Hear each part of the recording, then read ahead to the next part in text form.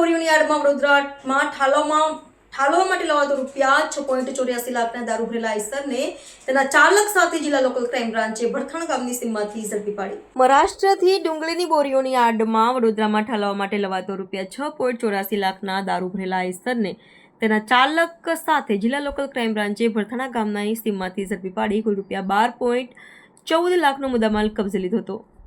મળેલી માહિતી પ્રમાણે પોલીસને બાતમી મળી હતી કે એક મહારાષ્ટ્ર પાર્સિંગની આઈસર ભરૂચ તરફથી વડોદરા તરફ આવે છે અને તેમાં દારૂ ભરેલો છે. આ માહિતીના આધારે એલસીબી ટીમે મહારાષ્ટ્રના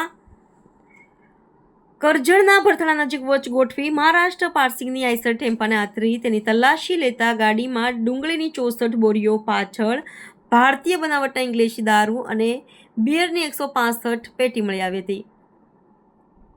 પોલીસે રૂપિયા 6.84 લાખની કિંમતની 6,838 બોટલો અને ટીન કબજે કરી રાજસ્થાનના રાજમસદ જિલ્લાના મેટ ગામે રહેતા જીવનસિંહ મનોહરસિંહ રાવતની અટકાયત કરી તેની પૂછપરછ હાથ ધરતા દારૂનો જથ્થો મહારાષ્ટ્રના પીપલ નેટ ખાતે રહેતા રાજુ નામના વ્યક્તિએ ભરાવી આપ્યો હતો.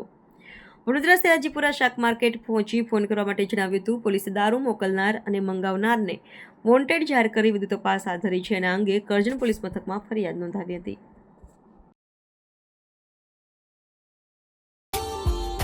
Subscribe now and press the bell icon.